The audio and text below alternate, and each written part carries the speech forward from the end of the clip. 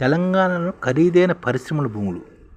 ఇప్పుడు పెద్ద ఎత్తున పారిశ్రామిక వాళ్ళు అభివృద్ధి చేస్తూ పొరుగు రాష్ట్రం ఆంధ్రప్రదేశ్ ప్రభుత్వం రాయితీలు ప్రకటిస్తుందని, స్వరాష్ట్రానికి తరలి రావాలని అక్కడ సర్కారు కోరుతుందని, అలాగే బెంగళూరులో సైతం పారిశ్రామిక వాళ్ళ భూముల ధరలు హైదరాబాద్తో పోల్చుకుంటే ఎంతో తక్కువగా ఉన్నాయని, అయితే తెలంగాణ తరహాలో కర్ణాటకలో కూడా రాయితీ శాఖలను విడుదల చేయడం లేదని, అయినప్పటికీ భూమి ధరలు మన రాష్ట్రంతో పోల్చుకుంటే తెలంగాణతో పోల్చుకుంటే ఎంతో తక్కువ ఉండడం వల్ల బెంగళూరు ప్రత్యామ్నాయంగా ఉందని హైదరాబాద్కి.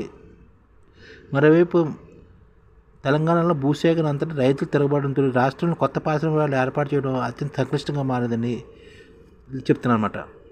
తెలంగాణలోని TGIIC నిర్ణయించిన భూమి ధరలు ఎలాగున్నాయంటే ఎకరానికి హైటెక్ సిటీ మాదాపూర్ లేఅవుట్లోని 65 కోట్లుగా ఉందన్నమాట ఎకరం. నానక్రామ్గూడ ఫైనాన్షియల్ డిస్ట్రిక్ట్లో 62 కోట్లుగా ఉందన్నమాట. గచ్చిబౌలి ఇండస్ట్రియల్ పార్కులో 62 కోట్లుగా ఉంది. మణికొండ ఐటీ పార్కులో 59 కోట్లుగా ఉందన్నమాట. చందులార్ బారామతి ఇండస్ట్రియల్ పార్కులో 20 కోట్లుగా ఉందన్నమాట. కాటేదన్ ఇండస్ట్రియల్ పార్కులో 15 కోట్లుగా ఉందన్నమాట. బహిరంగ మాటలు వ్యవసాయ భూములతో పోల్చుకుంటే TGS పారిశ్రామిక వాళ్ళు నిర్ణయించిన ధరలు ఎంతో ఎక్కువగా ఉండడం కూడా గమనార్హం. ఉదాహరణకు హైదరాబాద్ నుంచి దాదాపు 200 కిలోమీటర్ల దూరంలో ఉన్న గద్వాల్లో ఎకరం భూమి 1,10,00,000. ఆదిబట్లో 5 కోట్లు, సీతారాంపూర్లోని చందనహల్లిలో 3 కోట్లే, పటాన్చెరులో 6 కోట్లు, రామగుండంలో 4.5 కోట్లు, నిజామాబాద్లో 6.3 కోట్లు ధర నిర్ణయించారు. రియల్ ఎస్టేట్ రంగం పడిపోవడంతో ఈ ప్రాంతాల్లో ప్రస్తుతం భూములు కొనేవారే కరువయ్యారు. ఈ నేపథ్యంలో బహిరంగ మార్కెట్తో సంబంధం లేకుండా ధరలని సంబంధించిన దీని పరిస్థితి వర్గాలు పెరుగుతున్నాయి. కేవలం రోడ్లు, విద్యుత్ సౌకర్యం కల్పించి ధరలు అమాంతంగా పెంచడం తప్పని వాళ్ళు చెప్తారన్నమాట. అలాగే రియల్ ఎస్టేట్ సైతం తగ్గిపోయింది. నేల చూపులు చూస్తున్న విషయం తెలుస్తుంది. తక్కువ ధరలుగా భూములను పొరుగు రాష్ట్రాల నుంచి వెలువెత్తుతుంటే సబ్సిడీలు రావడంతో ఇప్పుడు తెలంగాణకి భూములు రావడం, భూములు దాదాపుగా పారిశ్రామిక స్తబ్బుగా ఉందన్నమాట. అంటే పొరుగు రాష్ట్రాల్లోని తక్కువ రేటుకు భూములు ఇస్తున్నారని, అందుకనే అక్కడికి వెళ్ళిపోతున్నారని, హైదరాబాద్లో భూమి రేట్లు ఎక్కువగా ఉండడం, సబ్సిడీలు తక్కువగా ఇవ్వడంతో ఇక్కడ మూలిగా నక్కపై తాడిపండులాగా రాష్ట్రంలో పరిశ్రమ కేటాయించిన భూముల ధరలు విపరీతంగా పెరగడం కూడా కారణం అని చెప్తున్నమాట. సైబరాబాదు, శంషాబాదు, పటాన్ చెరువు, యాదాద్రి, మేడ్చల్, సిద్దిపేట, కరీంనగర్, నిజామాబాదు, ఖమ్మం తదితరుల జోన్లలో పరిధిలో ఇండస్ట్రియల్ పార్కులో 12% వరకు ధరలు పెంచేశారు భూమికి.